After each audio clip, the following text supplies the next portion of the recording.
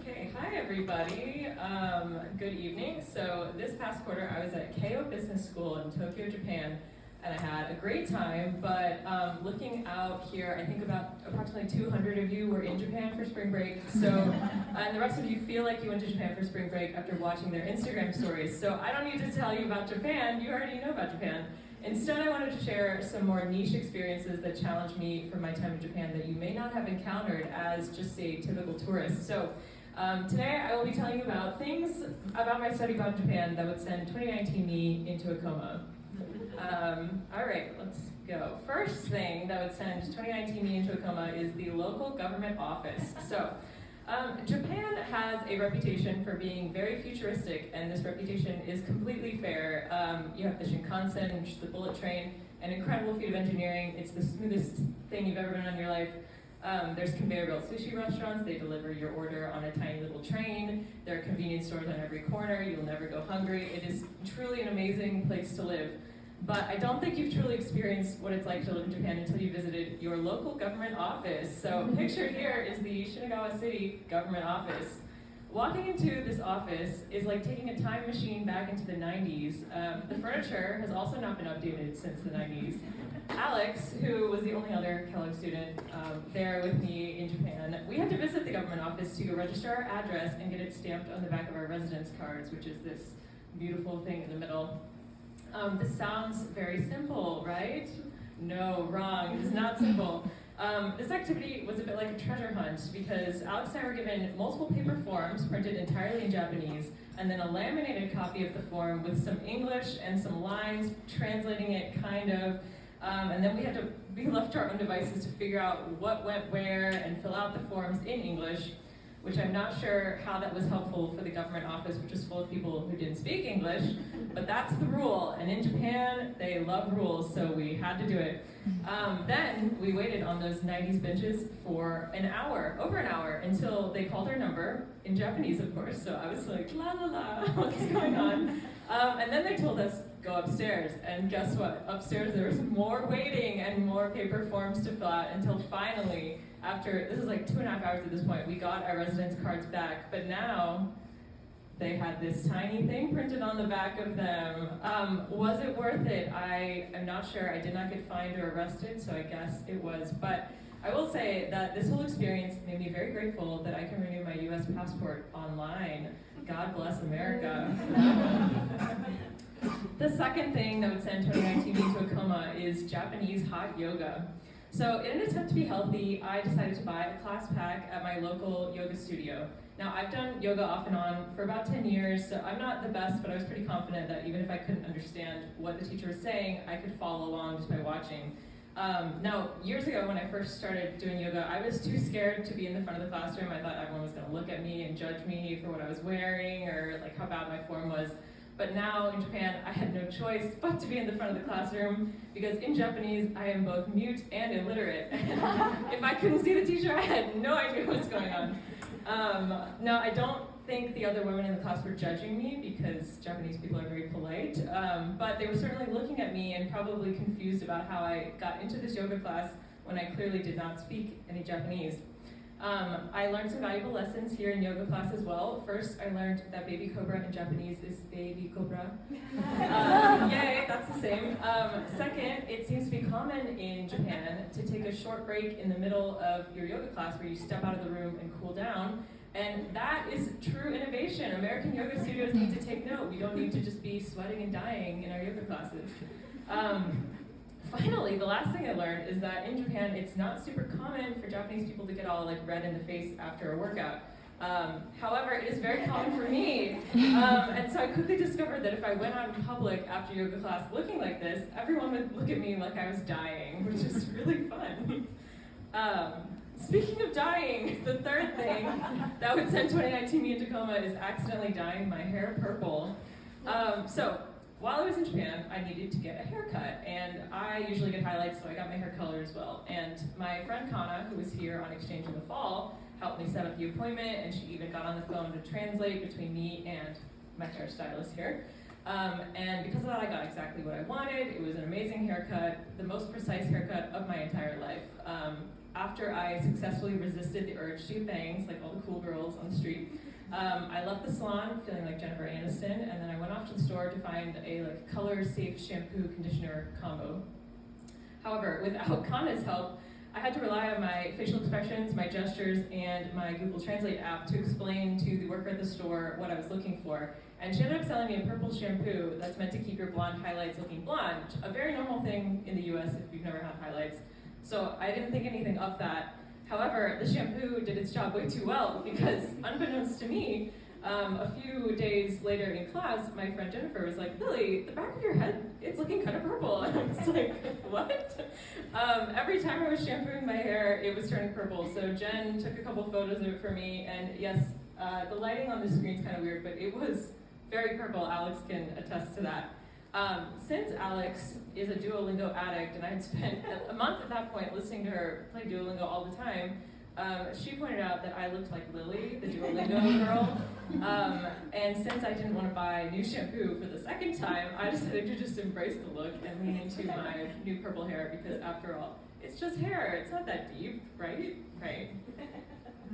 The fourth thing that would have sent 2019 me into a coma is attempting to speak Japanese. So, despite taking both French and Spanish in high school and getting really good grades in both of those classes, I'm terrible at both languages, which is kind of what Tom alluded to earlier.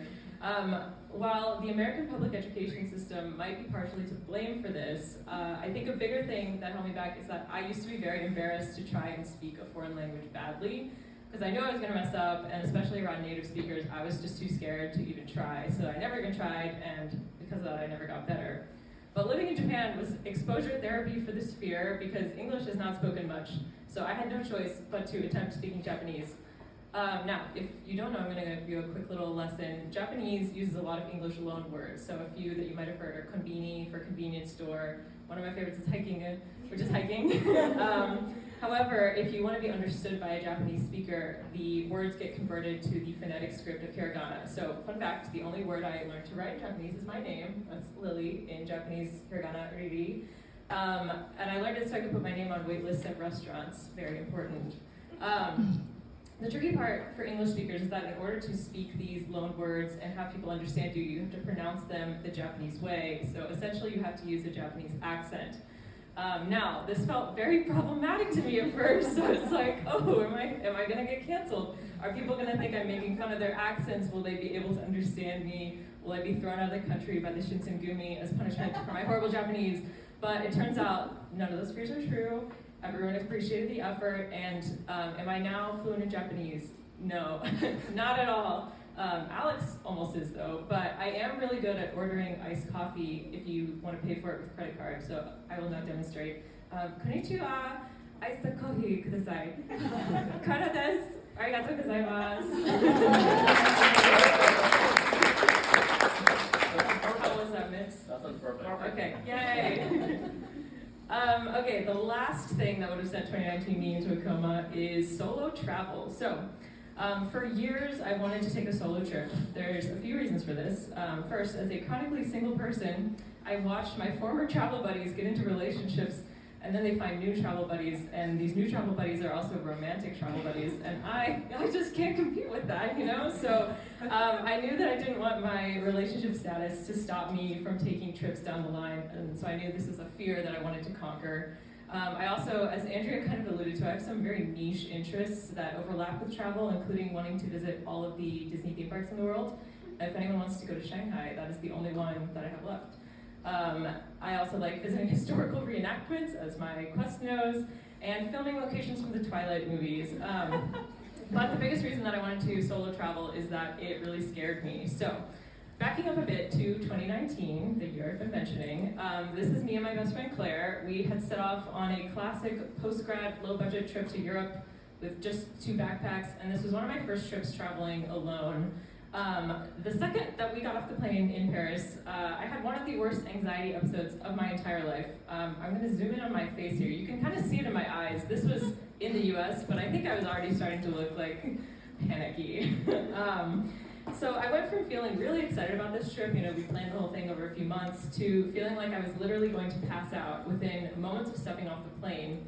I remember getting to our Airbnb in Paris and alternating between feeling nauseous and then laying on the floor, and not in a floor time way, but in a fetal position kind of way, just counting down the hours, waiting for it to be morning in America so that I could call my parents and tell them that I was freaking out and have them try to talk me down from the ledge. So Claire is a very tough love kind of friend, and she was like, you gotta go outside, you gotta try to get used to your surroundings, and she was right, this helped. We ended up having a great trip, but the anxiety stayed around for a few more days.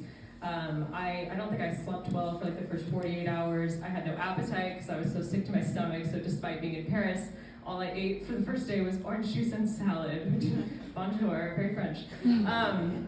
Anxiety has been a really huge part of my life for almost as long as I remember. Going back to as early as 3rd grade is when I have my first memories of really feeling anxious. For years and years, I thought that constant worrying, spiraling thoughts, negative self-talk, and stress crying was my fault. It was because I wasn't trying not to worry hard enough. I wasn't smart enough. I wasn't confident enough. And once I solved those problems, then that anxiety would go away. But it never did. And so finally, right when the pandemic, right before it started, luckily, something finally snapped in me, and I realized that it wasn't actually normal to feel this way. For the first time in my life, I finally, which I should have done so many years before, found a therapist. And for the next 5 years, since 2020 until now still, I've spent truly countless hours talking with my therapist, Bethany, lots and lots of crying, a multiple months long depressive episode that ultimately ended up with me getting an SSRI prescription, which has truly changed my life. And so fast forward now to the present, I decided I was ready to take the solo trip. And so I went to Seoul, which kind of sounds like solo, kind of funny. So traveling to Seoul by myself, it was everything that I had hoped it would be. I got to do whatever I wanted, whenever I wanted for 4 days. I ate $20 worth of bread from this bakery. I got my color analysis done on a soft summer, which is why I bought this blazer. I spent way too much money on a collagen treatment. It was great. I had the best time. So the best part of my study abroad, I had a ton of fun, as you have probably seen on my Instagram, or if you've been in Japan yourself, you know. But the true best part was the milestone of personal growth that it revealed to me. So, dyeing my hair purple, embarrassing myself by looking like a tomato in hot yoga, suffering at the government office, speaking terrible Japanese, those are funny challenges that I encountered abroad. But to me, they represent a version of myself that's okay with feeling embarrassed and okay with feeling uncomfortable, and most importantly, okay with being alone. I never studied abroad in undergrad for a variety of reasons, but to go from 0 international exposure in undergrad to complete cultural immersion in a country that is very different from the States was a big accomplishment. I'm really proud of past me, who finally realized that she needed to ask for help, because that decision, 5 years ago, helped me become the person that I am today, who is able to go have these incredible experiences in Japan. And I just want to say, to wrap this up, if anything I've talked about resonated with you, I'm happy to talk more about mental health. It's something I'm very passionate about. And thank you all for listening. And as they say in Japan, arigatou gozaimashita.